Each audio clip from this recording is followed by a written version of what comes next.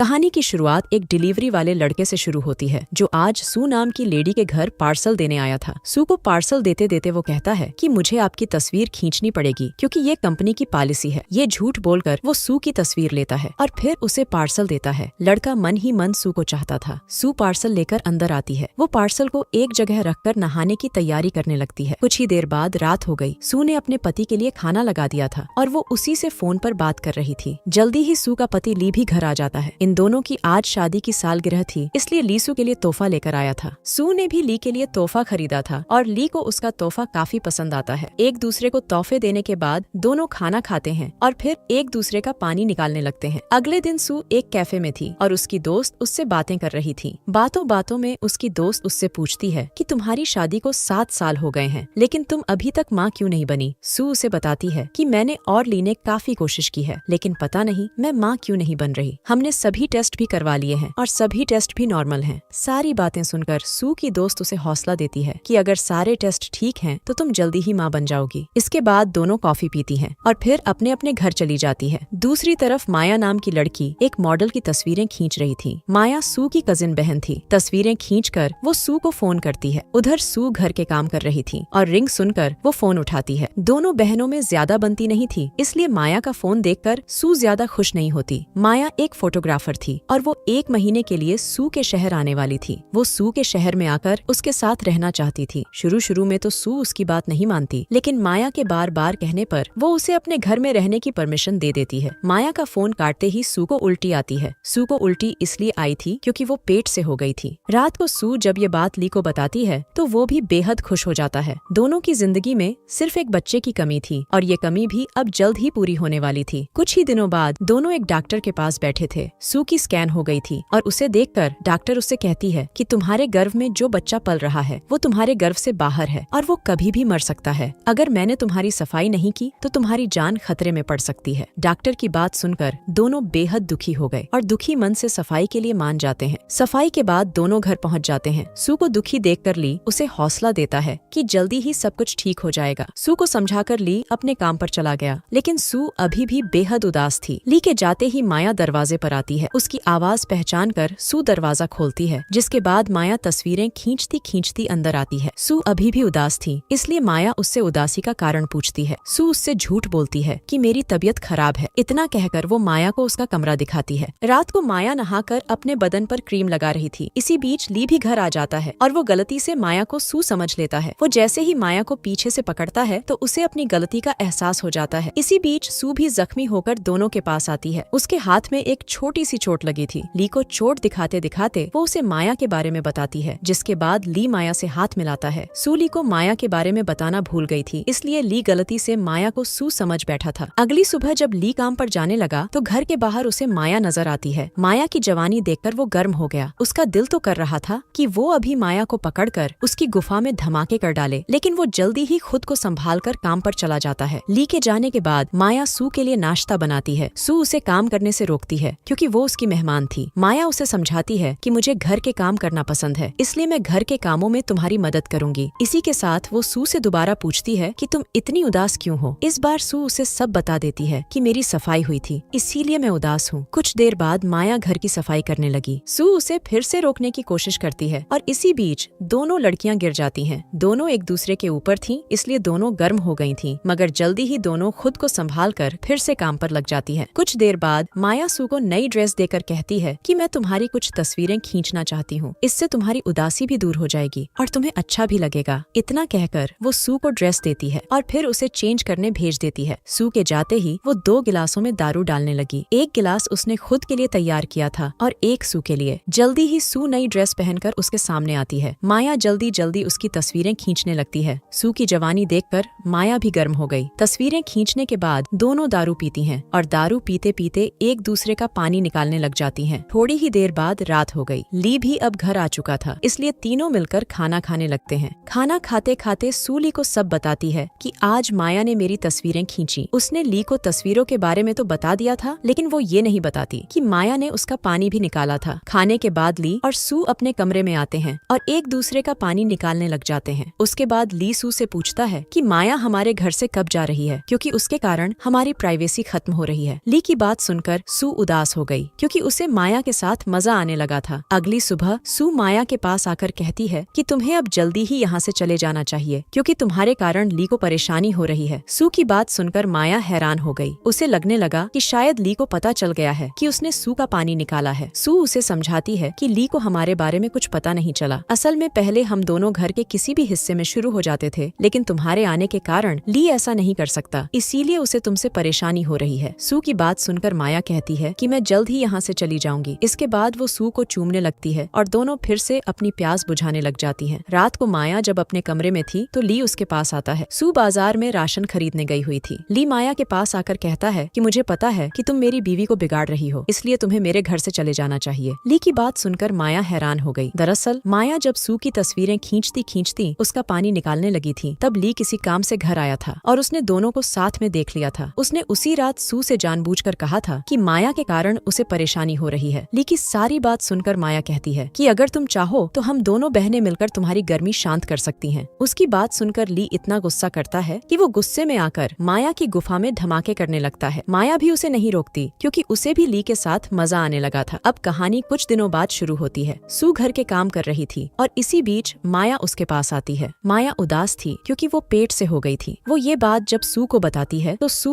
उससे उसके लवर के बारे में पूछती है। इससे पहले कि माया कोई जवाब देती तभी ली भी उनके पास आ जाता है। माया को उदास देखकर वो भी उससे उदासी का कारण पूछता है। माया उसे भी बता देती है कि मैं माँ बनने वाली हूँ। ये सुनकर ली के होश उड़ जाते हैं क्योंकि उस साले को पता था कि ये उसी का बच्चा है। वो अनजान बनकर माया से उसके लवर के बारे में पूछता है। माया दोनों से झूठ बोलती है कि पिछले हफ्ते में अपने लवर के साथ थी और ये उसी का बच्चा है। वैसे माया ने आज झूठ बोलकर ली को बचा लिया था, लेकिन उसका ये झूठ ज्यादा नहीं चलने वाला था। सू को जब दोनों की हरकत के बारे में पता चलेगा तो शायद वो दोनों का जलूस निकाल देगी। कुछ देर बाद ली माया के कमरे में आता है। सू बाथरूम में नहा रही थी। ली माया से पूछता है कि तुम बच्चे का क्या करोगी? मैं ना तो सू को बता सकता हूँ कि तुम्हारे पेट में मेरा बच्चा है और न ही सू को छोड़कर तुम्हारे साथ रह सकता हूँ। इसी बीच सू दरवाजे के पास आकर दोनों की बातें सुनने लगी। ली माया से बातें कर ही रहा था कि तभी सू दोनों के सामने आकर कहती है कि मैंने सब कुछ सुन लिया है सालों। माया उसे समझाने की कोशिश करती है कि मुझसे गलती हो गई थी, लेकिन सू कोई बात सुनने को तैयार नहीं थी। वो गुस्से में आकर माया को मारने लगी। जब ली उसे रोकने की कोशिश करता है तो वो उसे भी पीट देती है। दोनों को काफी मारने पीटने के बाद सू अपने कमरे में आ गई। कमरे में आकर वो काफी रोती है क्योंकि उसके पति और बहन ने उसे धोखा दिया था। अगले दिन दोनों बहनें कैफे में थीं। माया एक बार फिर सू से माफी मांगती है, जिसके बाद सू कहती है कि मैं चाहती हूँ कि तुम ली के बच्चे को जन्म दो। मैं तो ली को बच्चे का सुख नहीं दे पाई, इसलिए तुम उसे ये सुख जरूर दो। सू की बात सुनकर माया उससे वादा करती है कि मैं ली के बच्चे को जरूर जन्म दूंगी। कहानी के आखिर में माया अपने शहर वापस चली जाती है क्योंकि वो वहीं पर बच्चे को जन्म देना चाहती थी। इसी के साथ इस कहानी का यही अंत हो जाता है। हमारी वीडियो देखने के लिए बहुत बहुत धन्यवाद। अगर आप ऐसी ही वीडियोस के दीवाने हैं तो प्लीज मेरे चैनल को जरूर सब्सक्राइब करें। मिलते हैं अगली वीडियो में, तब तक के लिए नमस्कार।